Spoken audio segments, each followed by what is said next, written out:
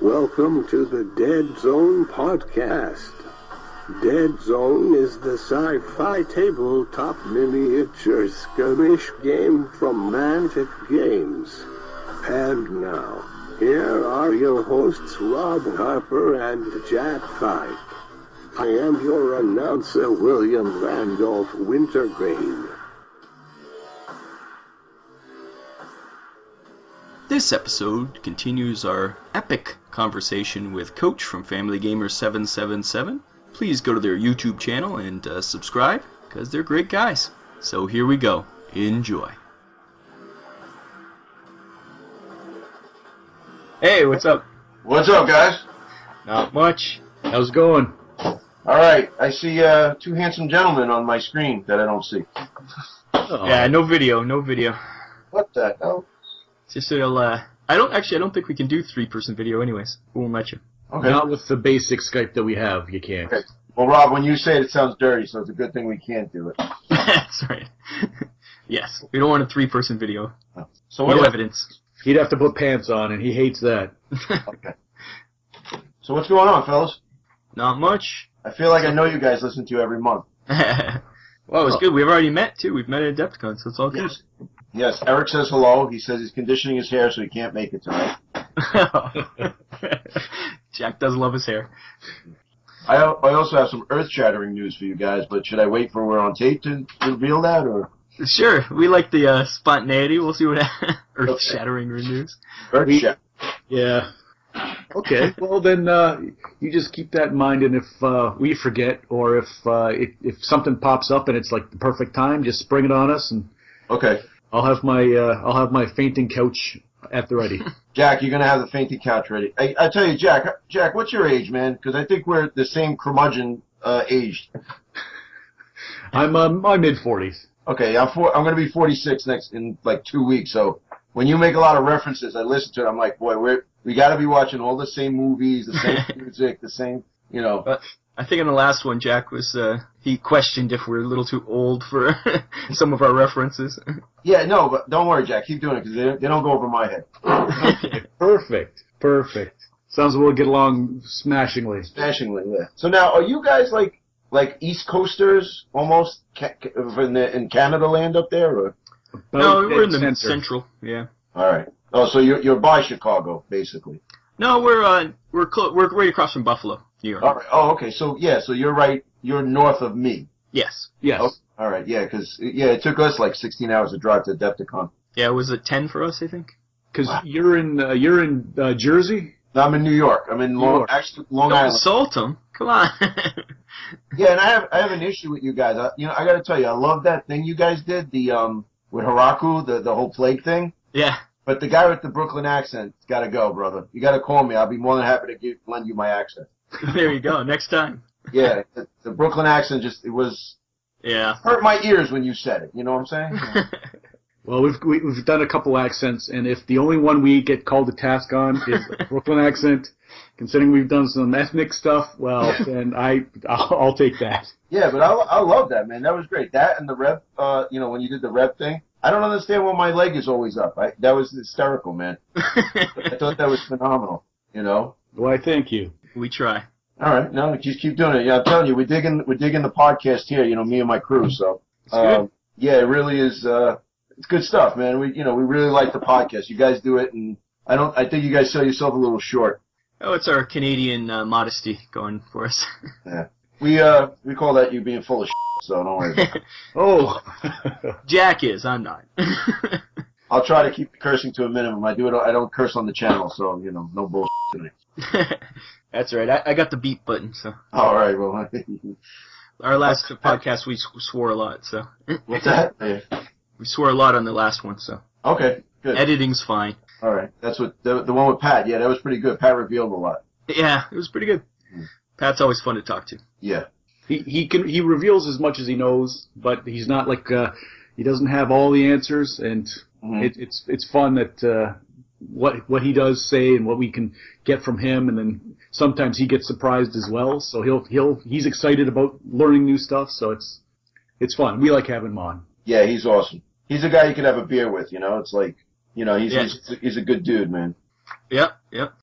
And yeah, your YouTube channel is Family Gamer 777, so everybody should check that out. A lot of great information on there. We do love your unboxings. Your one with the Games and Gears brushes there. It made me want to go out and buy them. And yeah, it's that was the last one we did. It was I just did a review of them. You know what it was? Picked them up at Adepticon, and I've been using them a lot. And I said, let me just let me do a quick review because I actually really like the brushes. And that's basically what the channel's about. Just kind of me and my son Andrew just kind of going through we say it's our journey in wargaming. So we started off heavy on 40K, and then it just kind of trickled off into different directions there. And we really just kind of do it for fun. It's a part of the hobby that we like to do, and we really I just like getting to know people, and then it's a blast to do. I love doing it. I love meeting people, and it was great. So that's basically why we did the channel. But we love doing it. Yeah, you guys look like you're having fun for sure. Yeah, well, that's one thing I wish we could have done.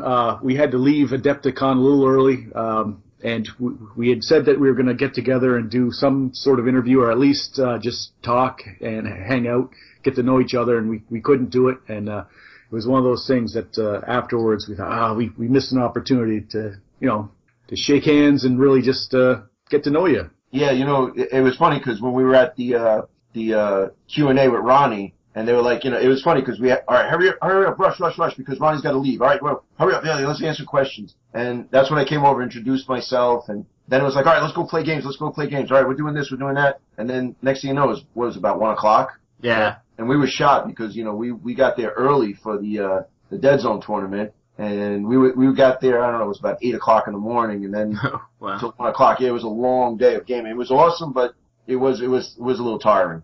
But, yeah. Those games could have been a little shorter so that there was more time to mingle, but it was what it was. And yeah. Speaking of the Deadzone tournament, do you remember who won that? I don't remember. Well, it was funny because what they did was they really didn't pick the best player. They picked the most handsome player, and they gave him. So that was very nice of them. Well, we all know that you did in fact win the tournament. We saw you with your trophy plaque, and everyone knew. Yeah, it was that was really a blast, and then I actually won best painted for that too. And they said the guys from Mantic actually picked me, so I was honored to win that. But that's cool. The Deadzone tournament, I'll tell you, it really was awesome because it was just us playing a bunch of Deadzone games, and I had some great opponents. I started off with the first guy, I can't remember his name. It was a good game. Second one was JP. Then I ended up traveling 15 hours to get to Adepticon. We stayed in a hotel. We did all this stuff. And I ended up playing E-Rock and Fabian from New York anyway. So you could have stayed home and done that.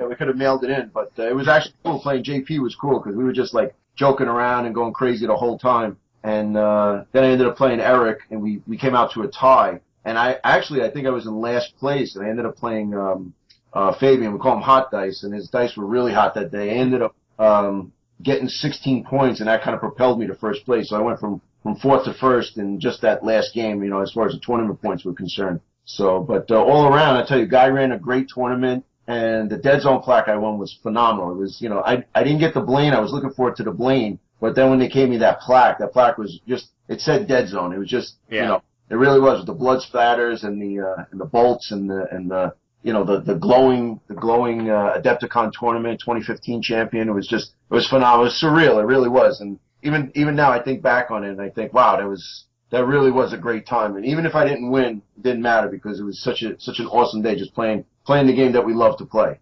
And you'll be back next year, I assume? I don't know about next year, because we might be doing a family trip, but I'm hoping to be back next year. If not next year, then definitely the year after. Yep. Well, by then they'll have the new rules out, and we'll see how that works out. Yeah, the new Jake and Ronnie have been going crazy writing them new rules, Yeah. So yeah, the Adepticon, that was a fun time for sure. Mm-hmm. And I like the plaque for your best painted too. That was a real classy with it. You marked off best general and. Yeah. Actually, I'm looking at it right now. It says best general, and it's crossed out in red, and then Guy wrote in painted. So, which is kind of cool. I'll just 20 years I'll look back at it and say, yeah, Yeah, it's memorable. Yeah, back then I probably won't even remember. I'll probably think I'm the best general back then. But 20 hey, years. you won. Yeah, but it was it was great because they really Guy really ran a really good tournament, and I know they kind of hearing of it they put it together. Not last minute or second thought, but they didn't really know what to do, but they just threw something out there, and it worked. And we just played kind of pickup games, one-up games, and I think, it really worked out. It really worked out excellently. It was really, really a lot of fun getting to tables, organized, and it really was a super day. Yeah, Pat actually has had us beta testing another way they were going to go with it, with like scenario-based missions, and he said it was just too much to try to balance out, and they threw it out in the end. Yeah, because we had was it like maybe 10 scenarios, and they were going to try and do like each match had one of those scenarios, and it was something like that. And in the end, it was just Pat said they couldn't do it, and what ended up being the tournament was like a last-minute decision based on that. So. Yeah, I think the scenarios would have been tough because you think about it, you have to make a scenario for each race that's going to be there. Yeah. So at the time, would have been 6. So if if it was like, say, like you would do in the Rebs, most of their stuff is kind of scour or run off the board, infiltrate. Yeah. But then, like I had the Forge Fathers. If I would have got an infiltrate mission, I don't think I would have been able to do it. Yeah, you go so slow, it would take you more than 8 turns to get across the board. Yeah, I actually, what I did was I took Brockers and I took one Huskarl in the armor, and he's slow, he couldn't move. Yep. So it would have been almost impossible to get most of them off the board. But I think, the missions that they did, it was a good idea, but like Johnny P, I was talking with him, and you get the mission cards, and the red is your core mission. And the thing is that as far as the tournament's concerned, it's not a gripe, but I think this was what they need to improve on, is that I had one core mission. Every time I pulled a card, I had a core mission, which was like, say, Survive or Control Z or something like that. And then when I talked to Johnny, he had Infiltrate, but each one was a core mission. So now if he infiltrated 1 to 7, 1 11 to 15, and 1 15 and up, he completed 3 core missions. But at the time, I only had the ability to complete 1 core mission. So, as far as the balance in the missions, I think that was, that's what they should look at for next year. Everybody has an equal chance to score an equal amount of points, even though, let's say, one guy has to scour and one guy has to infiltrate. It's really just 1 core mission, because they were counting core missions. Like, I beat Johnny, but he completed 2 core missions, and I completed 1, so he actually got a lot of points for just being around, just doing the mission. So I think, a little bit more, writing missions is tough. I know, like 40K and the guys, they go out of their way to write balanced missions so that everybody has a chance to do something. It's not like, I have a very shooty army and I have an assault army. Oh, well, this particular mission is kill the most guys by shooting at them. Yeah. It favors one thing. It has to be balanced. And some of the mission cards are tough with that because, like, one will have 1 core mission, another one will have 3 core missions. So I think they need to kind of strike a balance with that. But hindsight is 20/20. But actually, it was everything worked out good as far as tournament points, because in the end, everything, humbly I say that it all worked out in the end the way it should have worked out. But it actually, it did, because knowing the rules. Yeah, at the ends I can kind of figure out what I had to do, and my last match I wanted to just grab as many points as I could, and that's what happened at the end. But knowing the mission, you had to do what you had to do. And in the Dreadball Redux, as Jake's calling it, they're changing missions completely, so it should be interesting. They're going to be more based on the commander, which should change a lot. So I have a feeling those old missions, they may be incorporated, but it won't be so. Hopefully it'll make it so that your mission is based on who you have, so it'll make it even for everyone. Right. Balancing it built in, so that'd be nice. Yeah. That's actually, very, very good way. That's what, Jake's been writing a lot on his, the Quickworthy blog. A lot of stuff has been going through. Yeah, for sure. That's a great place. So. And the beta, the ones we were testing for that tournament, we found that there was lots where, like, it would be like a scour mission for the plague. Well, half the plague can't pick up things because they're all beasts, and it would be really against them. So I think that's why they couldn't do it. Like, they were building them that this one was good for enforcers, but then, like, you couldn't have the same mission for 2 different units or 2 different factions. It just doesn't work. They all have different focuses. So Yeah, yeah. Well, every army has, like, if you take Johnny P's army was basically dogs. He had a bunch of dogs, some plague swarms, and a stage 1. Yep. So if his mission was to scour, he'd be screwed. That's what Jack was running across, because that's pretty much what you run, eh, Jack? Yeah, well, it was I got a pickup mission. I got a mission where I had to open up a crate, and I had nothing that could physically open up the crate to see what was under the. Right. So I just walked my stage 1 over to the crate and stood there while you were shooting at me and thinking, not good. I'm a general, but I can't open a crate. Yeah. But there was other missions that Pat had that a couple of them were different. They were pretty like outside of what we were accustomed to, and we thoroughly enjoyed them. And we were kind of like, no, that's the one, Pat. These ones here, these ones really worked with, because we were mixing up the armies, doing a lot of play testing. They didn't make the cut, but hopefully he still has them in his back pocket. The ones, because some of them were different. Right. Well, what's nice about missions is you don't really you can kind of play with them a little bit and then tweak them a little bit, and then like I was listening to the North America podcast, and I think he was saying that they're going to come out with a bunch of missions for Deadzone. So if you tweak it a little bit and you come out with it, a few months from now, or maybe by next Adepticon, they'll be ready to go. So it's just, you really just, we could sit here and theory hammer it out, but unless you get on the table and play it, like you said, you played one and you couldn't open the crate, but the other one was awesome. It's like anything else, we have an expression in football, we draw on the whiteboard a lot, but, the only guy who wins is the guy holding the pen. Yeah. So, unless, you draw it up and it sounds great, but then when you actually put it into application, the mission you thought, oh, this is my favorite one, really stinks. And then the other one that you weren't thinking, that might be the sleeper. So, Yep. It's nice. It's nice that you guys were able to try them out. That was very cool.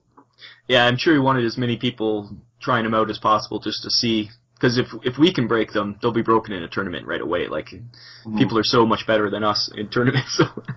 Yeah. You have been listening to the Deadzone podcast with your hosts Jack Fike and Rob Harper.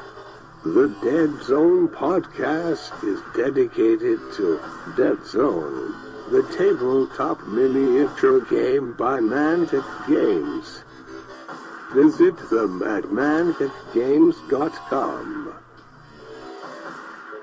Hey, this is Community Pat, and you are listening to Rob and Jack on Deadzone, the podcast.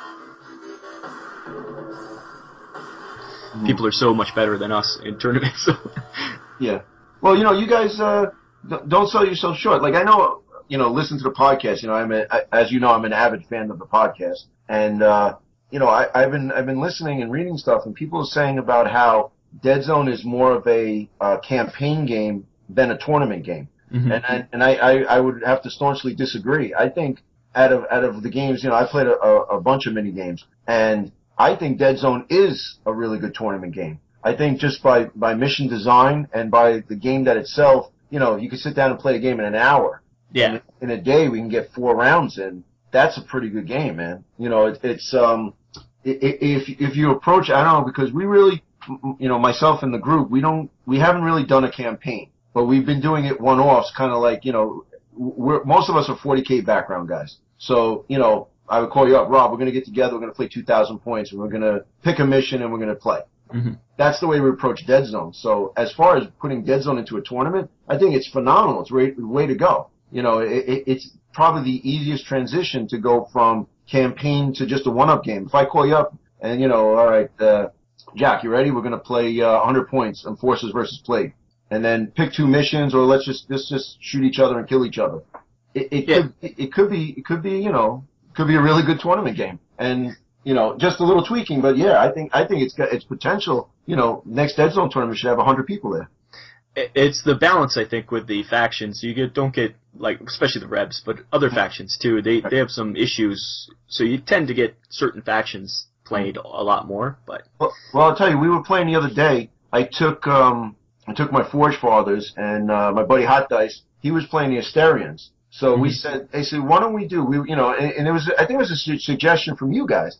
We went from 70 to 100, and he was able, because the Asterians are so expensive, but he took what he needed to do with the shield generator and this and that. I ended up taking Forge Fathers. I took my Adepticon list, and I think the only things that I added was 2 more Forge Guard. So, he was able to take the shield generator. He was able to take the Asterian leader and a bunch of the suits, the ciphers and whatnot, and they were really tough. It came down to it. I ended up winning the game.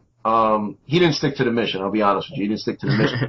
I was sticking to the mission a little bit more, but I ended up winning the game. But, with the shield, I tell you what, he was rolling like garbage when it came to the saves. But when he was rolling his shield generator, I've never seen so many 6, 7, and 8s. He was just working. And you think about it, when you're playing any dice game, if you can take dice out of the equation or have a bunch of re-rolls, that's where it's at. And the 100 points allowed him to do this. And he got excited because he really liked the Asterian. But we were just we were prepping for Adepticon. We were wiping the floor with him. Yeah. And we said, listen, man, you got to figure it out. He ended up running Plague. He did well. But there was, like you said, there was something missing. We need to change it up. And I think that's where Deadzone's going. I think that's where Ronnie and Jake are trying to take the game. Yeah, you just need to flesh it out a bit by a few more points. And right. The 70 points we found worked for the stock mat, the stock armies, but it does seem a little limiting. You just need, and like another 30 points doesn't sound like much, but it adds some combinations that you can't do normally. It adds some, especially with all the new models that came out since the stock base game, all the new things. It's just a little bit extra breathing room for making a nice list. Well, I think it was it was not this Adepticon, the one previous one. Me and the crew went, and me and Andrew got our demo game from Ronnie at Deadzone, and it was just one of those things. It's like, oh, this looks pretty cool. Let's try it. And I gotta tell you, we fell in love with it. We came back, and it was we picked up Wild West Exodus, we picked up Deadzone, and then we picked up a few things here and there, bits. And, you guys know, you cannot, us gamers go there. You got to bring a gold brick with you because it's dangerous. But, yes. We picked up a bunch of stuff, and we played a few Wild West Exodus, which is not a bad game. We like it a lot. But I tell you, man, we fell hard for Deadzone. And we were just really playing it. And I think they made the game, and it was kind of like, all right, we're going to try this. Let's do it.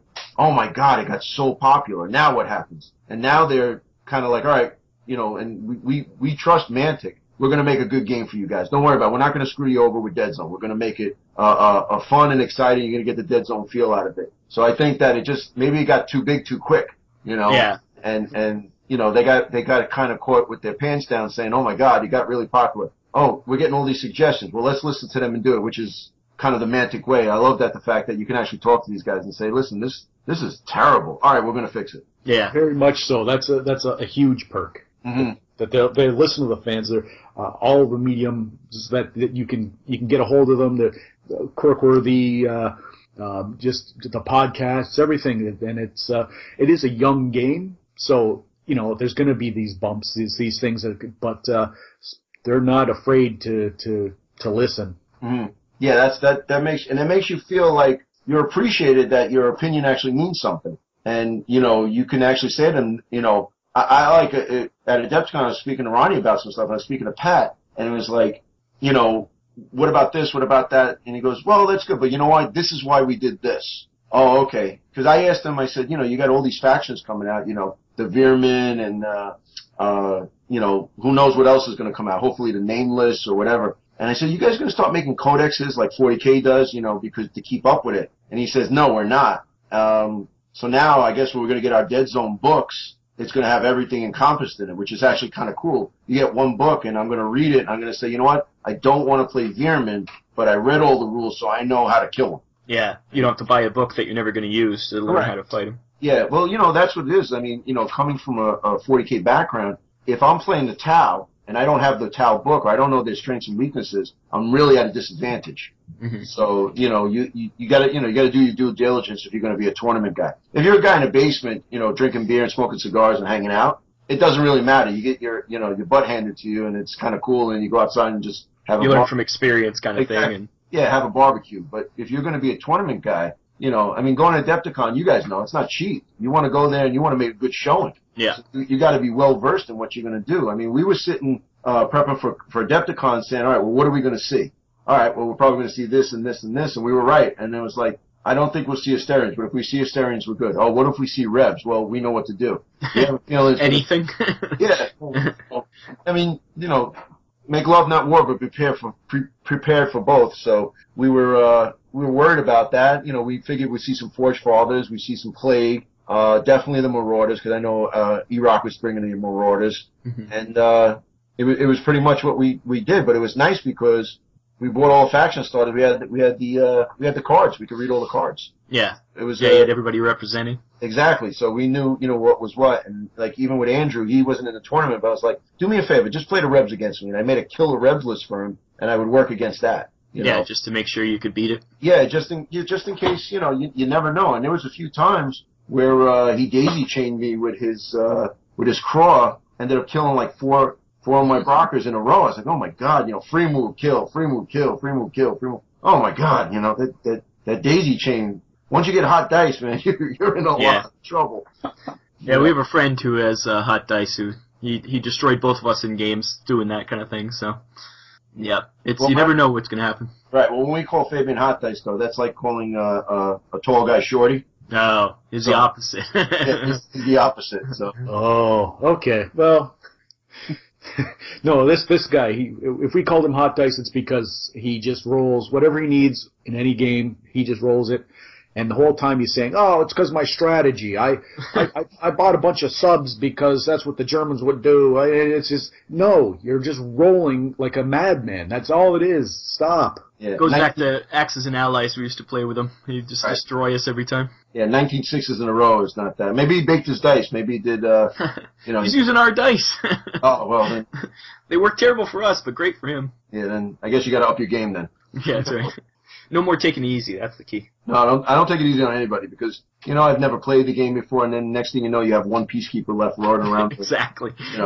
Around the board, and you're just trying to run away or jump off the board, and, it doesn't work that way. You gotta, you gotta go after them guns a-blazing or else. That's for sure. It is time for a brief message from our friends at One More Radio.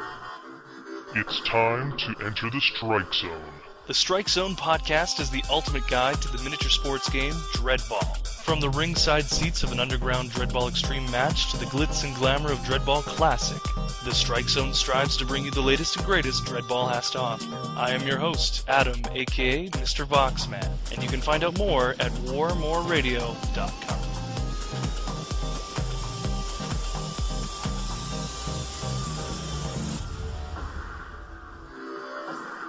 Welcome back to the Deadzone podcast. Yeah, I don't know. You want me to give you my earth-shattering news? Or? Yeah, let's hear this earth-shattering news. Well, to tell you the truth, I played a few games with the new rules. Oh, yeah, you got to try them out? Yeah, it is. To be honest, Jack, we were. I'm sorry, Rob. We were going back and forth talking about setting this up, and within that time frame, I got a sample of the rules. And we played a few games, myself and Andrew, and I could tell you it's going in the direction that we like. Excellent. But I wanted to have my gripes about the AP weapons and stuff and the rules. It's a good game. It's a good game. It's different. A lot of stuff we already know. I think you guys are on the pulse of it. But it's unmistakably Deadzone-ish. It's an improvement. Yeah, I mean, like things we know, like the stack cards are gone. Yeah, you know that. The thing I really like is it seems like it's going to be Warpath-ish, but not Warpath. It's going to be very distinctive game, and it's slicker, like Ronnie keeps saying, slicker and faster. It is, but it's really bloody. If you have a model that you really like say this is, Hiraku, and I love this guy, and he is my favorite model. It's the first one I ever painted, and I won the crystal brush and everything like that. Don't get too attached. If you're in a campaign, he's not going to last. Yeah, well, we weren't playing campaigns. We're doing one-offs. Yeah. And it's things are dying, but it's balanced in the way that everything has the ability to die and survive, and everything has the ability. Yeah, everything has the ability to kill each other and to get killed. So the bigger monsters are harder to kill, and the smaller guys are not easier to kill, but easier to kill. In that theme. It makes sense. It makes sense. And what's good too is there's a lot of changes to armor. Oh, good. So there aren't any more. About a few weeks ago, I was playing.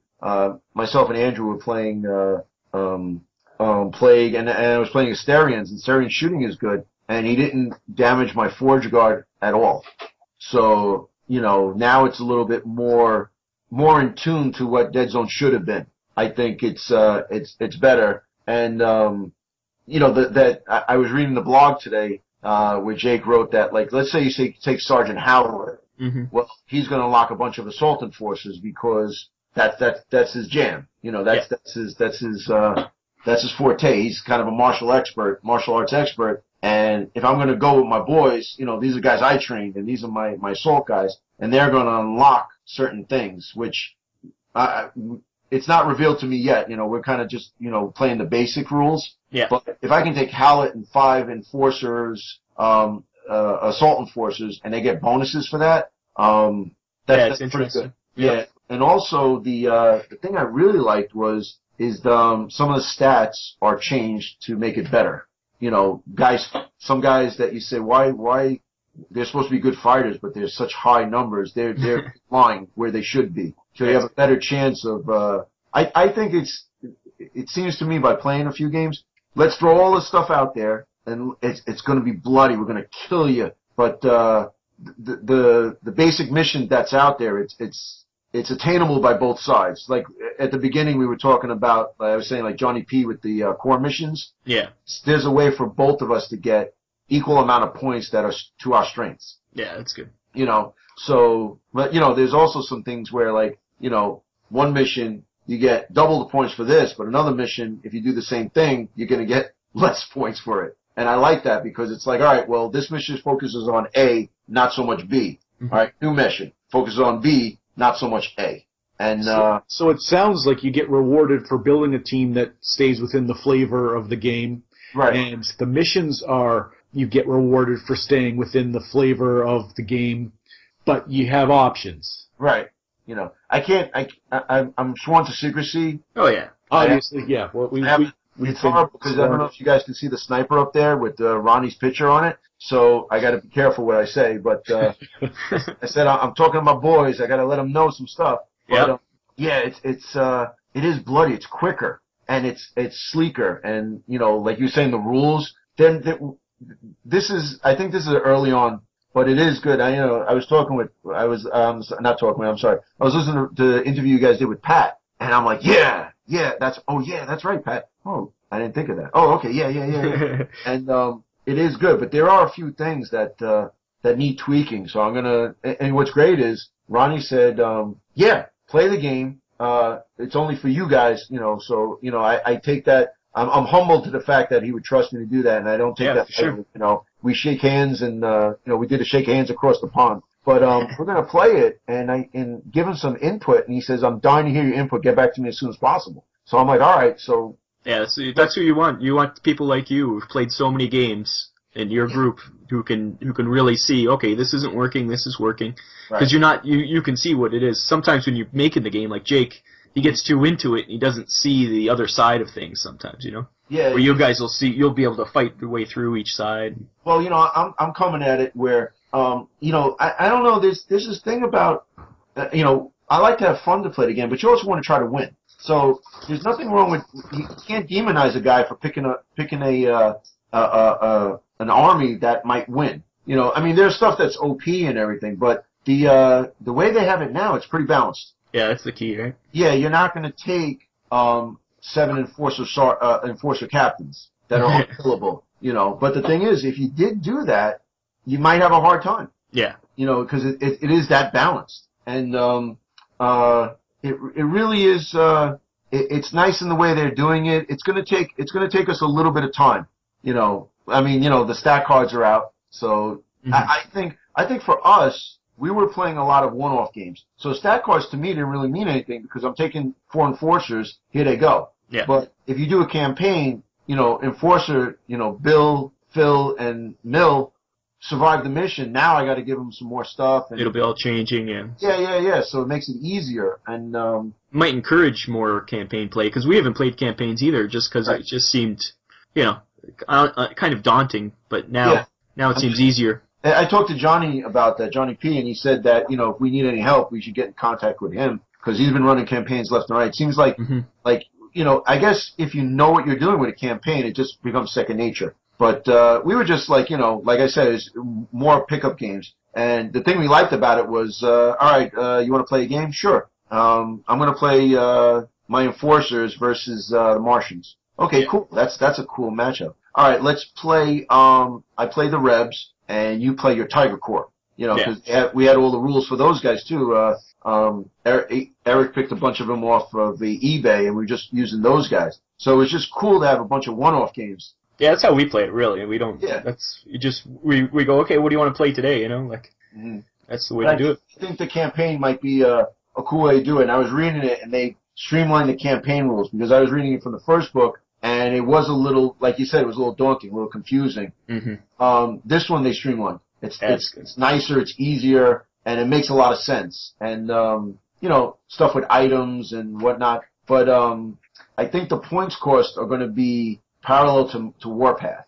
So if you have Sergeant Smith in Deadzone leading through the Deadzone and trying to kill the Asterians, then he gets back with his unit and goes and kills the Asterians in a big battle, which whether firefight or Warpath, the points are going to be kind of parallel to each other. Yes. And it's gonna take a little getting used to, but it's not terrible. When I saw that, I was like, oh, this is BS, man. This is terrible. And then I thought about it. I'm like, they're planning down the road to kind of. I see the light at the end of the tunnel. It makes a lot of sense. Let's take the Enforcer group. Let's say we have a Warpath army. All right, well, we're going to take 5 guys that you give them names to and throw them into the Deadzone. And I like what you guys were saying. Like, you have a Warpath game, but then on the side note, maybe 5 guys go on a recon mission and run into some guys, which is the Deadzone game. Yeah, so, and it's neat how that they're incorporating it so that the rules, or at least the point values, work out. So you don't even have to extrapolate that. You can just say, okay, it's just points are going over there. Mm-hmm. That's neat. So if a guy's 20 points here, he's 20 points over there. Yeah, that's interesting. It really opens up the world. That really makes it. There's a lot of possibilities there. Even just toying with heading in that direction where you could do something like that. That's a bold move. Yeah, it's cool. It's cool. Well, you know what? If you're getting rid of stat cards and you're using just stat lines, it makes sense. And then it's like, all right, well, one guy's worth this much in Warpath, but then he comes to Deadzone, he's worth a third of that. It doesn't make sense. I think math. Correct. It's like, all right, I got to figure out and divide it by 3, and then cube it to the square root of 2, and their stat lines will just change slightly when they become in Warpath because they're in a group. So that's them when they're in the group is in Warpath, and then individuals when they're in Firefight or. Yeah, I don't know about that, because it would make sense that if somebody shoots on a 4, like say I'm shooting with one of my guys and I got to roll a 4 to hit. Now when I'm in Warpath, there's 10 of them. 10, let's say 10 shots. I should still be hitting on 4s. Yeah, as long as they all have all the same stat. Yeah, if one guy has a 4 and the other guy has a 3, then you'd have to figure out which once they get into Warpath. But and if they all have the same stats across the line, it's easy. Yeah, the learning curve is very small, because it's if they have an ability that's great and one guy can do it, it makes sense that if I have a team of snipers, they should all be able to shoot at the same stat. Yeah, for sure. Just and just to make because it's a game, it's it makes it a little easier. But if Bob shoots at a 3 and this guy shoots at a 4 and he shoots at a 1, and it's too much. You'd have to try to figure out.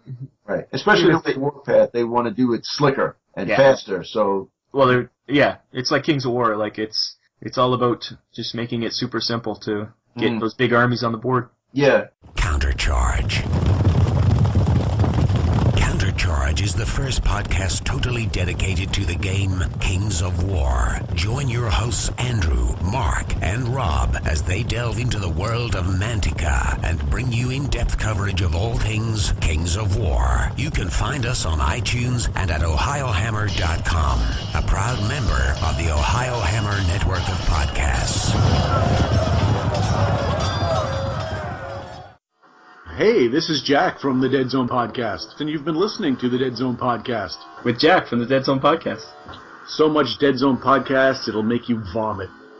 It's like Kings of War. Like it's all about just making it super simple to get those big armies on the board. Yeah, but I tell you though, like I'm listening to Firefight, and it sounds cool, man. I'm intrigued, but there's something about putting a crap ton of models on, every model you got to play with all your toys, and you get a bucket of dice, and you roll those bucket of dice. There is something to it. I know you guys don't play the big games, like you're saying, you don't play 40K, but there is something to that, getting together with a bunch of guys, having 3 games going, and yelling and screaming, and playing a 3-hour game with a lot of strategy involved, and just rolling buckets of dice. There's something to that. But then, sometimes you want to go out and have a burger, and sometimes you want to go out and have a 4-course meal, a 6-course meal with filet mignon and all the accoutrement to that. And, I like the way Mantic is giving us the ability to go from the Deadzone to 4 flyers and tanks and stuff like that. It's an easy progression. I like it, what they're trying to do. I wasn't too hot on the Warpath, to be honest with you, because, you guys are following the Kickstarter, obviously. Yeah. Most of the stuff I'm like, well, I'm getting that in my Deadzone play. Yeah, exactly. And I keep saying that to myself, but now that the numbers are going up, I'm like, oh wait a minute. Oh wait, drop troopers. I might need some more of these guys. Yeah, like I think I have, between Deadzone and what I've acquired, I might have right now like 70 enforcers of various. Yeah, probably about the same. Yeah. Yeah, I'm talking about with the Kickstarter coming in January. Yeah. So I think I could probably feel the Warpath thing. Get me some planes and some tanks or whatever they're going to come out with. Hey, they came out with that new thing today that you get 10 jet bikes for $40. I'm just grabbing it. I don't know if I'm going to use them. I'm just going to grab it because it's such a sweet deal. And I already have 10 jet bikes coming, so I don't know if I need 20 jet bikes. See, sometimes discretion is a better part of valor with that. Well, then I'm just going to get 3 flyers instead. Hey, you know what? And the flyers are sweet, man. They look like the hunter killers from Terminator. Yeah. They do nice. Yeah, I'm not too crazy about the way they painted them, though. No.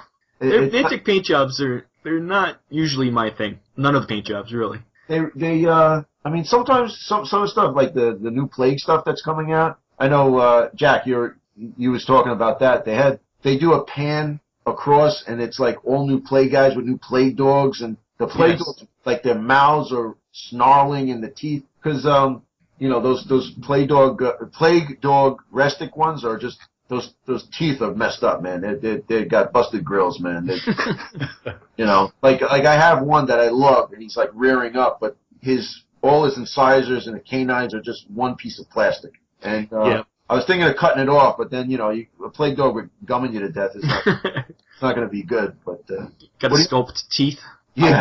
I did. On mine, I did. I had to go in there and I did separate all the teeth and make sure the canines were pronounced, and right. I took the time. But I liked the models. I actually like Restic because you can model with it.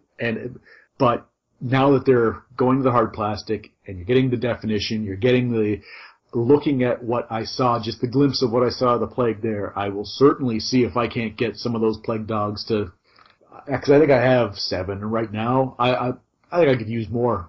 Yeah. Well, what's the beautiful thing about Mantic, which I really love, and like I said, coming from other game systems, is that, all right, I want to get some Plague dogs. So you drop $20 and you get a booster, and you get a bunch of models with your Plague dogs. So like, I wanted to flesh out more Plague dogs, but I ended up getting an extra boomstick, an extra mortar, and when we first started, it was like, I just want some dogs. Yeah. But for such a low price point, now I got all these extra models, and then Warpath is coming out. Now I got all the models that I can actually use. Because you can't buy, like, other than the merch, you can't buy one Plague dog for £2. You gotta buy the set. But the cost is so cost effective that it's definitely worth it. I mean, all of us getting into this, between the Kickstarter and stuff, you think about it, we've paid almost nothing for these figures. How much we have, yeah, for sure. Yeah, I mean, I'm telling you, like, I have, between my Necron, my Tyranids, and my, Ultramarines, and the Grey Knights, I'm talking about, I mean, like, my Tyranids have, like, 9,000 points, which is a lot. And, we're talking about thousands of dollars. Mm-hmm. That's been spent, one way or another between eBay and whatever, I mean, I'm trying to be cost effective. But when I look, I'm like, wow, that's a lot of money. And Mantic is, I mean, listen, we're spending cash. It's not a cheap hobby, but when you turn around, it is the most, I think, dollar efficient or dollar, they cost what they need to cost, and it's a fair price. I never think like, oh my God, I'm going to get beat on this model. Mm-hmm. It really is good. I mean, their Kickstarter, I mean, what we're getting for the Deadzone Kickstarter is just insane. I mean, it's an ungodly amount of stuff that's coming in. And it's not one of those things where the most money is the more effective army, pay to play. Right.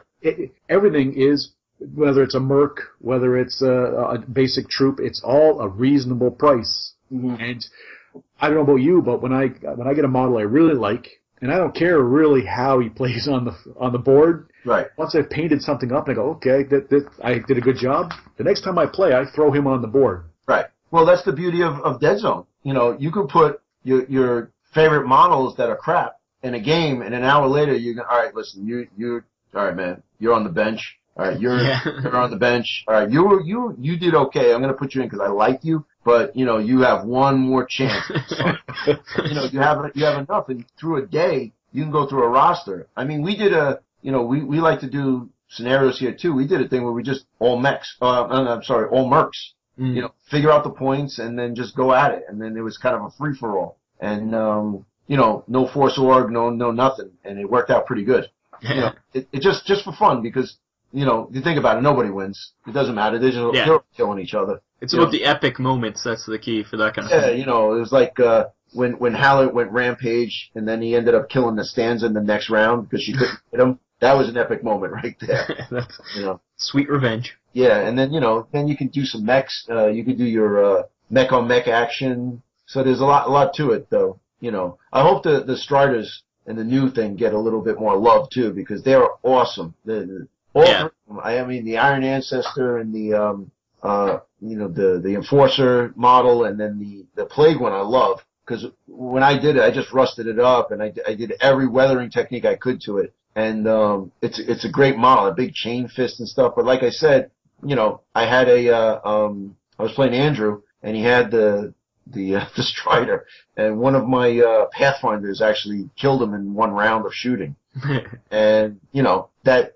It could happen, Jack. I agree with you. It could happen, but it's kind of highly unlikely. Maybe he damages him, or damages a servo or something. But not one round of shooting. I'm sorry. It's tough. It's tough to understand. I think that's just from a personal. I'm feeling hurt from you. Maybe it's a little too soon to deal with the pain. But yes, I think any model should be able to kill any model. There's any number of reasons you could say how that happened, why it happened, right. Cinematic reasons. Yeah, lucky shot through the eye and he hits the guy and he goes into the oil tank and blows himself up or something, that type of thing. Well, I was the one who killed the Strider, so I wasn't feeling hurt. I was just like, wow, that just happened, Yeah. Well. That's what we enjoy about the game, anyways. Those moments, and you were saying that this new change, some of the stuff that you've been seeing, that you've been privy to, says there's more of that on the way, more like ultra fast, ultra violent. Yeah, you know what I think. I think what I have is like let's. It seems like this is the cornerstone that builds the game. So these are the core mechanics that we're going to go through, and then I don't think I got all of the kind of the fringe rules, the things we were discussing. But it is a lot better. Like Blast is better, and it is streamlined. It's Ronnie keeps saying it's faster, it's slicker. It is. It is. It's, it's a lot less, dice. And then, I was reading in Jack's thing. You ever, I'm sorry, Jake's blog. You ever blaze away at a guy, get to the point where you're actually causing damage, and then he pulls a scumbag card on you, which is the steadfast card? That's what we call it. Because, listen, if you're playing me and I have a steadfast card, I'm going to hold it, and you're going to shoot me, you're going to roll your dice, and you're going to do all this stuff, and then I'm going to play the steadfast card. And, when you blaze away, you're blazing away, you're rolling dice, and then the other guy's rolling dice because you want to see, I don't want to use that card right away in case I really, really, really need it. Yeah, exactly. If you can roll enough dice and it doesn't happen, okay, fine. That card stays in your holster, no problem. Exactly. That's like I got a weapon. I'm ready to go. And but then you think about it, and I was reading what he said, what Jake wrote, and it made a lot of sense. Like that happens all the time. And how much time have we wasted with Blaze Away and Steadfast cards in the game where we could have just moved along? Mm-hmm. Yes. So, he's eliminating silly little things like that, although it is kind of cool to Blaze Away and Steadfast, but I think he's in the right direction of listen, these things are kind of nonsensical in the game, so we want to kind of move forward. So, but Ronnie did tell me that I can give you one really good piece of advice, because I said, listen, I'm going on a podcast, and, if I tell them this, they're going to kill me and they're going to grill me. Your wish is granted as far as the initiative is concerned. So the initiative has been cleaned up. Well, Pat did tell us what the new initiative was going to be, like a basic. Mm-hmm. Is there something more that you could tell us? That you ready for it? Because I've gotten the okay from the boss. You ready? Yep, yeah, we're ready then. Yeah. Once you get your initiative test down and you see who's going first, it becomes a chess match where you're gonna, instead of, remember the old stat, if I have a 3-2, I'm moving 5 guys, 1-to-1. Yeah, it's just you go, I go kind of thing. Yeah, it's a you go, I go. So it's, he said, I'm looking at my text here. Hold on. Don't tell them this. Don't tell them this. Don't tell them this. Yeah, he says. He was just joking when he said, "Don't tell us." Yeah, that's how he's just a prankster like that. He's a rapscal, What he meant was, just feel free. Yeah, those guys are those guys in Canada are cool, man. Tell them everything. But the I go, you go initiative is kind of cool. Now it's weird, man. It really is weird because it's like it really is a chess match. Yeah, how'd it work in gameplay? Like, did it feel much different? Yeah, it is. It's like, you're used to moving 6 or 8 models, and, all right, let's, highest command stat is 6. Mm-hmm. So, what I would always do is, when I was making my lists is, all right, I'm taking, when I was thinking about, for example, let's take the Forge Fathers. They have 3 HQs that I can take, three leaders I can take. One guy is 6, the other guy is 5, and the other guy is 4. Well, if I'm taking 6 guys, I want to make sure I can activate all my 6 guys in one round. I don't want to have an overhang because I want to make sure I can get my stuff done, or I don't want to play a play guy or play someone else with more models that'll activate 5 and he has 3 left and I have one guy hanging out to dry because, maybe you don't position him right. Or, if you don't, and here's a quick tip. Get down on your knees and look. Or get down at eye level and look, because I've been shot through those little windows so many times that I didn't think of because I didn't see it. They changed my perception. So, but I always thought, let me get my guys and position them. And I want initiative. Awesome, I'm going first. Great. Oh, I'm not going first. All right. Well, I'm going to get you second round. I don't care if you got more guys to go because I'm going to have to do what I have to do when I go. Now it's like that's out the window. You got to figure out positioning and like, all right. Do I move him or do I move him? If I don't move him, he might get shot by this guy. All right, I'm not going to look over there. I'm not going to look over there because you're going to shoot him. So I'm going to look on this side of the board, and it makes you think more. So I kind of like that aspect of it. It is different though. We've been playing this way for one. That's a huge change. You're rolling. You're getting anywhere from 4 to 6 guys at a time, and now it's I go, you go. And that's, I think, when he said slicker and bloodier, it changes it quickly, like yeah. Plus, also, the armor changes. The armor changes are, it's harder to be tough, man. It's harder to be. You can't just stand out in the open anymore and just get shot. Yeah, a lot of times I take my peacekeeper captain and like, all right, bro, come on, I'm tough. I got 3 armor. Screw you. Yeah. You know, oh, you got a wound on me? No problem. Here I come. And I have my Dominator rifle. Now I'm like, oh my god, Captain, why don't you just chill out a little bit? Because I'm gonna move you second. You know, but. Well, what I told Pat when he had mentioned there was going to be a back and forth kind of situation with the initiative, I said I don't know how I feel about that, because obviously we haven't played like that, and I'd like to see it. It sounded I don't know, too simple, Right. and I was thinking, well, what if I have 7 models? He has 2. Well, then do I go all after? Like, there's so many questions, so many things that I was not sure of. But just your opinion, was that the right change for initiative? Was that something that when you saw it went, oh yeah, that's obvious the way it should be? Well, you know, if you have initiative now and you go first, it's not as monumentally in your opponent's favor or in your favor, because he's only moving 1 guy.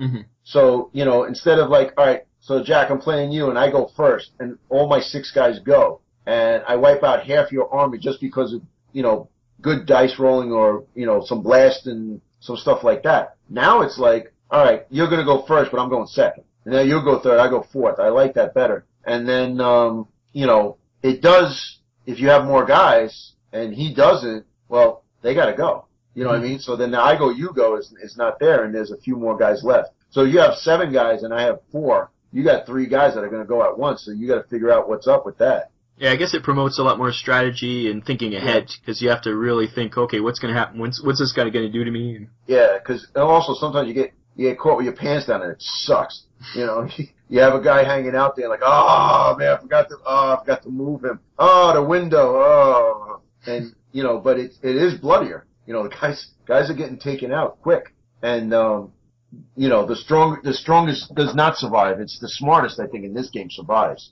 And, you know, you could you bring a power list, that's no problem. I'm still going to shoot you, or I'm going to get into combat with you, you know, catering to the strengths of the list. It is time for a brief message from our friends at Iron Watch Magazine. Do you like Mantic games? Do you want to read about your favorite games in a monthly magazine? Have we got the offer for you? Iron Watch Magazine. Iron Watch brings you the latest news, articles, and short stories taking place in the Mantic universe. Dreadball, Kings of War, Deadzone, Warpath. You want it? They got it. Ironwatch.wordpress.com. Get it now for the low price of free. You can't beat that at twice the price. That's ironwatch.wordpress.com. Download now. We now return to the Deadzone podcast. I really want to see what they do with the how the HQ surrounds the, you know, like how an HQ influences the team more. You know, like we were saying, like I read Jake's blog about Howlett and the Assaulted Forces, but how is he going to increase them? Like, are they going to get a better fight stat? Or are they going to get a crappier shoot stat and a better fight stat or stuff? You know, these are kind of questions I'm going to pose to them. Right. So I want to know. Yeah. Because it makes sense that he's going to have a certain amount of team around him. And so the flavor says, yes, he would have people. You want to build a roster that has certain things. You should be rewarded for doing that. But how does that work? What are the deets? What it all makes sense, but what's the actual hard rules? Yeah, what's what, you know, like you know, what I mean, they threw us a bone. Now I'm like, I got the, you know, he came out with this yesterday and I got the rules a week ago. I didn't get the updated part. Oh my god, I want to run Howlett, you know. Yeah. And things are changing on the fly as they go. On the fly, yeah. Well, you know, but it's good because it's like, you know, we're going to play a little bit, and it's like, well, this is great, but this is terrible, and they're receptive to it. Yeah. So you know, and then my thing is, if you're not going to change it, why aren't you going to change it? Mm-hmm. If you say, listen, I understand what you're saying, but the reason we're not changing it is because of this. I can kind of accept that. You don't have, you know, and everybody, listen, I love this game. let's say, the first Deadzone 1.0, I really loved this game, but there were parts that I just didn't care for. Mm-hmm. And every game is going to be, I play a bunch of different games, and there's a bunch of stuff in every game that you do. I love Dreadball. We're over here playing. I have like 7 teams ready to go. We've been playing that also. We picked it up this year at Adepticon, and we just kind of went with it. But there's some aspects of Dreadball I don't like, but it's part of the rules. Mm-hmm. Like, hey, listen, if you play football, you can't grab the face mask. So some people love to grab face masks. It's a penalty. It's just the way it is. That's the way it is because it's a game. Yeah. And, I think though, but you guys are going to be very pleasantly surprised. Well, I think really happy with it because a lot of stuff you were talking about or not complaining about, but the issues that you guys had with the game has been addressed. Yeah, it's great. We said that right off the hop. We love the game. That's why we're doing the podcast. Everything's good. It's not like bitching and complaining. We actually talked to Ronnie. We were discussing things, and it's some things can always be tweaked, always improved. And he was the one who literally said to us, this is what we're going to do with this is what I've got for initiative. We had discussed that and some other things about what they're going to change. So it's nice that you're not going to love everything about the game, but it's improving, and having discussions about it isn't just bitching and complaining on a forum or something, just typing away. Yeah, as long as it's constructive, that's the key. Constructive. That's what I was trying to say. But I don't think it's bitching and complaining because you love this game so much that listen. When I refer to Deadzone, it's my game. This is my game. I don't care who wrote it or who made it. It's my game. So if you want to play my game, you can't mess up my game. That's because we're so passionate about this game. That's why when I'm traveling to work, I'm like, oh, yes, Deadzone podcast. Here we go. All right? And then my wife's like, listen, I got to, Jack and Rob. We don't want to cause marital strife. No, we're good. My wife is the best. Trust me. My wife's put up with my guff for all these years, so we're together over 25 years. It's nothing. So you must be doing something right. Yeah. Yeah. Well, we're lucky. I got the 2 good kids, and I got a great wife that lets me hobby and do what I got to do. So, but you love the game so much. I mean, we have a lot of we have a lot invested in this game as far as money and time. Mm-hmm. Don't think about just the playing. Think about what it brings out of you because I love the painting the models, and now even with Kings of War, I'm not going to have just an army. Everything's going to be on a diorama. So I'm thinking about how I'm going to do that. When I went to Adepticon, I made a display board. I was the only one who did that because I thought of I'm going to bring my Forge Fathers, but I'm not going to just bring my Forge Fathers. I want to put them on a display board. So I made kind of the Forge Father Temple, I called it. Yeah, it was awesome. Yeah, oh, thank you. It brought it out of me because this is my game. I wanted to make a good showing, but it brings it out of you, and that's what happens with the YouTube channel too. We're doing this hobby because we love it. I don't make it's funny because one guy made a comment on our Facebook page, and he says, with the brushes I did a review on the brushes because I wanted to do a review on brushes, and I met the CEO, and he was such a great guy, and I just did a quick shout out to him because he was a first class gentleman. Mm-hmm. How much is Games and Gear paying you? I said, they're not paying me anything really, and you bought the brushes. Right, I bought the brushes, but the guy gave me a few free brushes. Yeah. So I liked the brushes, and I commented on the fact that the guy liked me. He saw a video I did. He really liked my son. And he gave him a few brushes, and this guy was just nonstop. Why did you? I saw there was a negative comment. You removed it. What? Dude, I'm not making any money off this. I'm just because I want to do this. And it's your channel. You could choose what to do with your whatever you want. Even if you were making money, it's your choice. Yeah, but you know what? Go. I don't want to cuss. Thank you. You're saving my editing. Yeah. It just, are you, dude? You serious, man? It's like, but I think some people are jealous because you know. There's nothing to be jealous of. You don't like it, start your own freaking channel and do what you got to do with it. But it was such a heartfelt thing that you said, okay, here's the review. I like this. I don't like that. Whatever. And at the end, you were saying he treated you with respect. He was good to your son, which very positive things, and you were very gracious about it. You were humbled by the experience, and when I saw that, I was like, well, that's a very down to earth, like very. For me, I had good emotions from it. I was like, oh, that's a good experience. That's like a very good. I don't know how to say it. I had trouble with my emotions. He's getting over verklempt now. But that was my impression. That it was a good thing. Yeah, no. What I did was, hey, listen. The review could have been these brushes suck, but this guy's great. Yeah. It could have went that way too. But some guys are you sit on the keyboard and they get tough.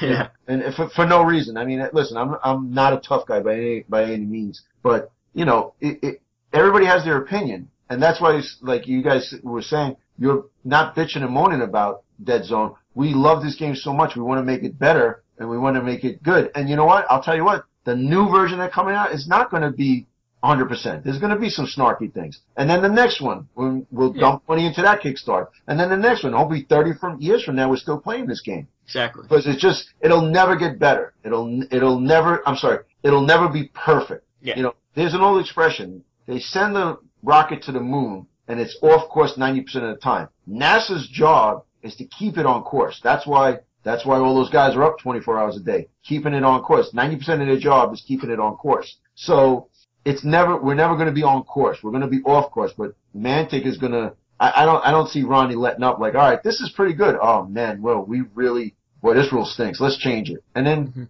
they can FAQ anything. Yep, especially now with stat lines. It's so easy just to change stat line, and right. You find somebody's little OP, you can just fix it up. Yeah. Hey, listen, guys, take out your books and change that 5 to a 4. Yeah, okay, exactly. We'll write it in and whatever. But it's nice too. Even the digital editions, I don't know if they can or they can't do it. But we're all getting the hardback rule book, but we're also getting the electronic rule book. Mm-hmm. If they update the electronic rule book, it's kind of like a living FAQ, like a living document. That might be cool. Just hey guys, check out. We changed the stanza to 60 points. So she was 15 before, but now she's 60. Okay, good, and it gets changed. That might be a way. I mean, when I was getting started in 40K, you'd get a book, and they would FAQ it, and if you didn't check the FAQ, I remember one time I went to the store and I was playing a guy, and this one guy rule was pivotal to my army. Mm-hmm. And we were playing it, and he goes, "Oh well, he doesn't do that anymore. Get out of here, man! What are you talking about? Shut up. Let's go. Keep going. Come on. No, hold on a second." And he brings out his phone. He looks at the FAQ, and oh man, really? All right, well, I'm gonna tell you that this is a fun game. This doesn't count. It was a pivotal thing, but I didn't check it out. So if they're gonna change some stuff, maybe a lifting FAQ, or if Jake's Quickworthy is there, that's a good source for info. Mm-hmm. I like that they're not afraid to admit that something isn't right, and I'm not going to say it's wrong, because they're going into it with the intention of making the best game that they can make. So if something's not right, it'll be fixed. Mm-hmm. And hey, listen, a Ferrari breaks down every now and then. You got to bring it to the shop. And the more people play things, the more they'll find these loopholes. Yeah. There's just little things that are be able to, you have to change slightly just to fix things. And they can balance it all they want. We're going to figure out a way to break it. Exactly. That's always going to happen. There's always a way. The only thing, Kings of War, everybody's telling me, no, there's no way. There's no way that it's so balanced that it's hard to pick a way to do it. But you're going to bring a list of any game that fits your play style. And from that play style, you're going to be successful. But then again, the dice come in. Yeah. Like I said before, I try to reduce the dice or get a lot more rolling and re-rolling, because that's just the key to any game. Yeah. You have to mitigate the dice for sure. Yeah, which is almost impossible. So I'll take my chances on rolling them again. Yeah. But yeah, the new game is slick, man. It's good. It's good. I can't wait to get. I mean, I hope that they said maybe by October we'll get a full test rules. Everybody gets them, start playing them. That's what we hear within the next couple weeks. Yeah, I mean it's hopefully I got a few more games to go before I want to play a few. It's like any game, you play a bunch of games and you don't really uncover everything until you get to that situation. I might not use Blast. I haven't used Blast yet, but hopefully this weekend we're setting up to play at least five or six Deadzone games, and hopefully I'll get to a point where I do use Blast and see the new mechanic, or streamlining the mechanics of the like Ronnie says, the snaggy things. Mm-hmm. So, if we can kind of help with that, that's great, man. I mean, and I'm totally humbled and honored that I can actually do this. It's cool. It's like I'm in the inner circle now, and I can play this game, and it's very cool. It's a very cool feeling to have, Well, that's good. Yeah, we're glad that you could come on and share whatever you could, and they obviously chose the right person for the job, because you could tell you really love the game, you know the game, and your input's going to be valuable, and they know it. Well, it is my game, so. Yes. Hey, you won the tournament. It is your game. Yeah, you know what though? The tournament was awesome, but the love for the game goes beyond the tournament. It really does, between the hobby and the modeling, and just my group. It's like we're texting each other constantly, and we have a group text that we've been running since, it's almost 4 years now, because we were going to Adepticon talking about stuff, and it's always thinking about different lists and stuff, and it's with a bunch of games. It's like, oh man, did you see the new Forge Father tank? Oh, come on, man, 210. It's not a big deal. You're $500 away. Can you just somebody make, bid some money so we can get this frickin' thing? Oh, okay, good, all right. And oh my God, this looks great. All the you guys see the new update, the aberration and the new plague stuff coming up. Oh yeah, the plague, that aberration. Oh man, that looks good. I haven't seen the new Kickstarter update yet. Rob was telling me about it. So. Oh, Jack, you got to get on that, man. That guy's sweet, man. He looks. If he comes just a little bit looking like what the picture looks like, what the render looks like, it's great.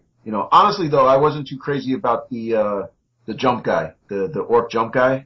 Oh yeah. Yeah, I wasn't too crazy about him, but the other stuff is pretty cool. I almost wish they had done a clear plastic flight stand or something with him instead of building it into the base. Well, that's the beauty of the hobby, man. So Rob, when you get him, cut that off and then make a clear stand and just put him on it. Well, I guarantee we're not getting an orc, so. Well, no, it's one of your stretch goals. You didn't get him? Yeah, you get him. I'm sure we do, but it's an orc. Maybe we'll burn him in effigy. Yeah. I'll tell you what, man, those are, I mean, myself, I don't really play them. Andrew plays them, and Eric plays them. And they are tough, man. They're really tough to kill, man. But they, like Eric is sneaky, so it fits his play style. You know what I mean? It really is, they fit his play style. It didn't fit my play style. The Forge Fathers really fit I was playing the Forces. I loved them. I liked the Plague a lot. But when I started playing Forge Fathers, I'm like, these are my boys. These are my people. So I think in Warpath, I'm gonna kind of focus on them, because I want to get more of those guys. And that character that came out, he's phenomenal. Yeah, he is awesome. I can't wait with to his see dog. Him. Yeah, with his dog. I can't wait to see. I'm gonna paint him up like my dog. Oh. And I want to put him in. I can't wait to see them in Deadzone. And this is the greatest thing. The Lieutenant Luca. Mm-hmm. Luca. Every character that's coming out has rules for Deadzone and Warpath. Yeah. So and there it goes back to the point system, going back and forth. So it's like, all right, this guy is awesome. This guy is great in Deadzone. What would he do out on the field? Maybe he's terrible on the field. Maybe he's better in Deadzone. Who knows? See, we're gonna go all night, because now I'm gonna start my blood pumping again. But that's why it's so exciting with this game. And what's nice about it? This is like, you remember, Rob, in the old days, we used to have these things called records, right? Jack, you remember these things? But oh yeah, I've got a gramophone right here. Right. You'd go to the record store and you'd find this. I remember going to a record store and my friends told me, "Listen, this band is awesome. You're gonna love them." And then it's like, now Metallica's huge, but I remember buying the first album. Yeah, it was before they were famous. Yeah, and it's like you kind of feel like, all right, well, I bought your album. I went to the concerts. I saw you in that sweaty downtown hall in Brooklyn. I was there, so I helped you guys get to success. I'm proud of that. I think we're on the because Deadzone, we're talking we're going on 2 years now. Yeah, it's very early still. Yep. Yeah, and all of them. Dreadball is brand spanking new. Extreme is brand spanking new, which is awesome. We didn't talk about it, but Extreme is phenomenal. It's a great game, and I'm glad that they came out with the rules to put the other guys into it. But these are all we're on the ground floor. We're walking in, so we're the community. We're starting to build this up, and it's like a lot of a lot of Kings of War is a few years old, but now that it's exploding now. Yeah. Yeah, you know why? It's because I tell you what, man. I don't know if it's got to be Ronnie. He's got to be a genius because when we were sitting there and he said, well, you know, if you have an existing army, we're going to make rules. We're going to give it to you. So if you want to play Spartans or Ratmen, or you want to, I was like, oh my God, that is the greatest thing ever. Because you figure a guy's got 3,000 points of an army from GW. All right, well, they changed their whole rule. They killed fantasy, and now they went to Age of Sigmar, and people are like up in arms. Oh, wait a minute, this guy from England is giving me free rules to play a game that's very similar to fantasy, but it's actually better. I'm gonna jump on that. You know what? I'm gonna really $150 for a whole army. All right, I'll grab that. Yeah. That's genius. That's phenomenal. I mean, when you sit back, when he said that, I remember I was kind of listening to him and I said that. I kind of slumped back in my chair like, huh, man, wow. It's so obvious. And, you know, he just came out with it and said it, you know. But he was like, and you could see the glimmer in his eye like, oh, Romans and Spartans and Ratmen and, if you want to bring, you know, he started, you know, Egyptian tomb guys. Oh, wow, good job, Ronnie. You know, let's clap it up for Ronnie right there. That was a big move. But it's great. And now, it came at a perfect time too, which just all came together perfectly. Bell of Lost Souls did a thing where they went on a map of the U.S. showing former fantasy that is now Kings of War. Yeah. It's just blowing up, and it's great because like we're on the ground floor, man. The Kings of War is what, 3-4 years old, something like that. Yeah. It's, you know, I mean, I'm just starting to get into it because us too, yeah. Yeah, the other guys just got the Kickstarter, and I didn't jump on the Kickstarter. I really should have, but I'm gonna pick some stuff up. It's cheap enough. It doesn't even matter that much. You missed the Kickstarter. Yeah, 150, whatever it is to get a mega army set. You know, I mean, all right, we missed out on the exclusives, but hey, you know, I'll survive. I'll probably get them off of eBay anyway. Exactly, they'll show up. Yeah, but they're you know, it's very cool. It's a cool thing, and I like the whole Mantic vibe, man. It's just like it's kind of like it's us. Yeah. You know? Yeah, it feels much more intimate. That's for sure. Yeah. Well, you can talk to the owner of the company. It's pretty easy. And he's like, really? You think that? All right, I'm gonna talk to Jake about that. Wait a minute, you're gonna talk about my idea? Really? Oh, wow. Okay. And it's very humbling and very flattering. It's like, yeah, it's awesome. I don't think of it like, yes, I am awesome. Step out of my way. I am the rules king now. No, I'm like, wow. Okay. Wow. Really? Okay. You're gonna listen? Wow. I've never had that before. And you know. Well, I think they're one of, I don't know of any other company that does that. Like none of the other companies, not just GW, but nobody else listens to their people as much as Mantic for sure. Yeah, it's really community driven, and you think about it though, it's smart because if they say, you know, like they were coming out with Warpath, and guys are like, look, sounds good, but we really like 40K. Oh, we'll write a game like 40K. Oh, okay, now we'll buy it. It's genius. Yep.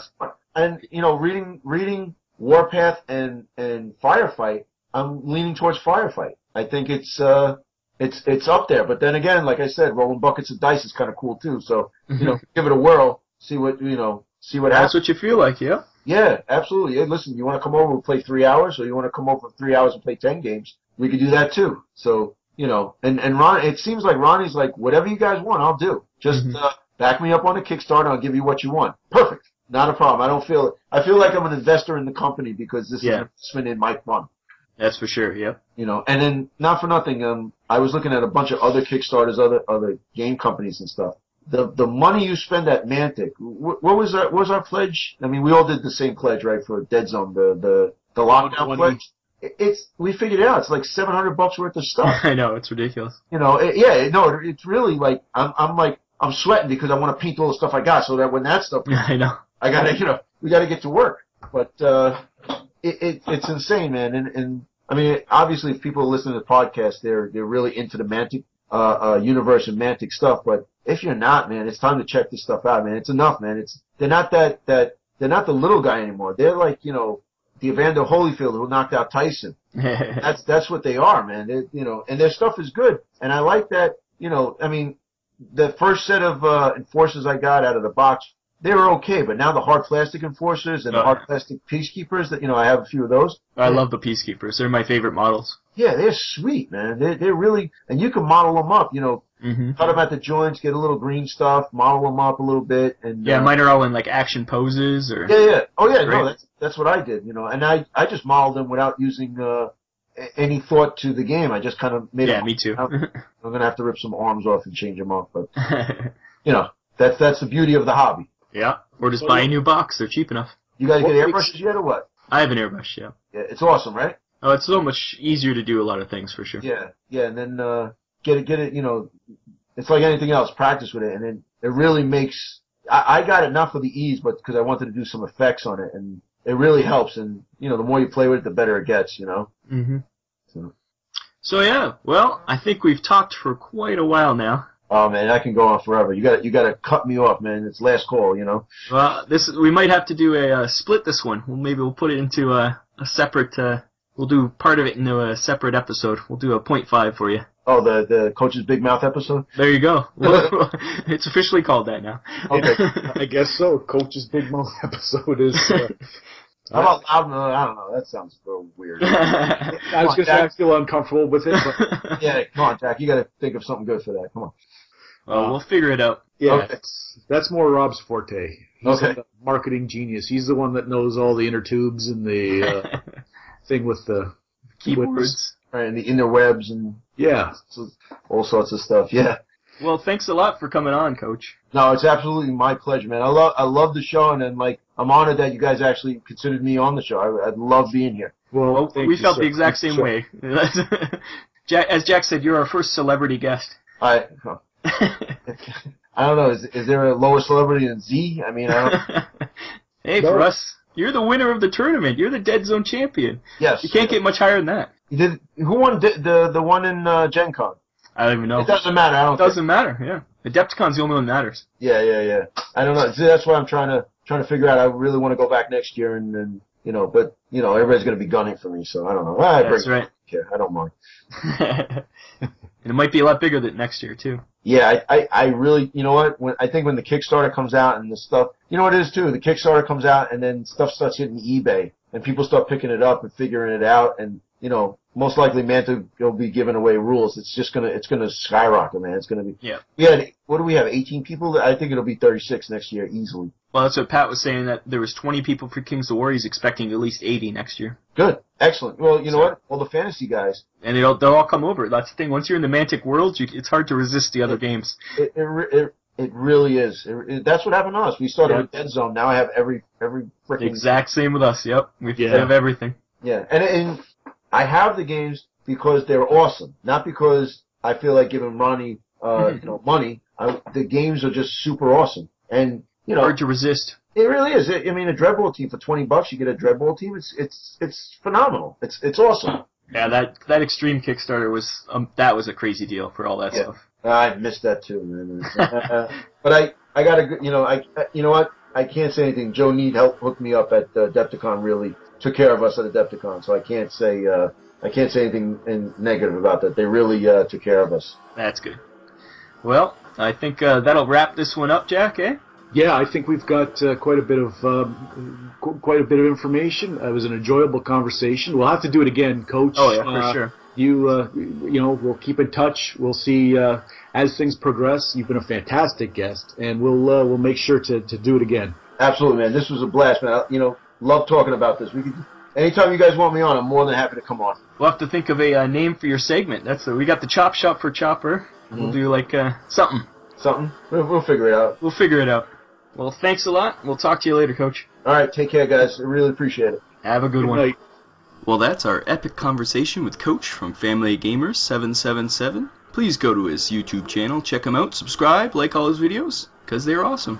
Thank you, Coach, and we'll have you back on soon. Until next time, have a good one.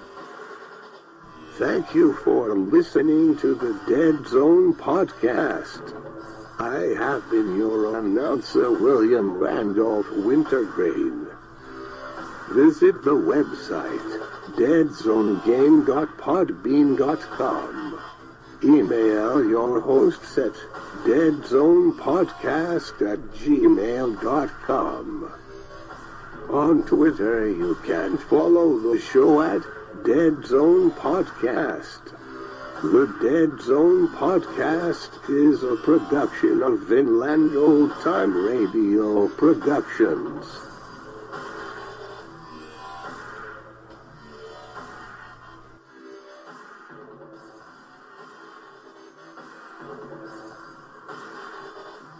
You have been listening to the Deadzone Podcast.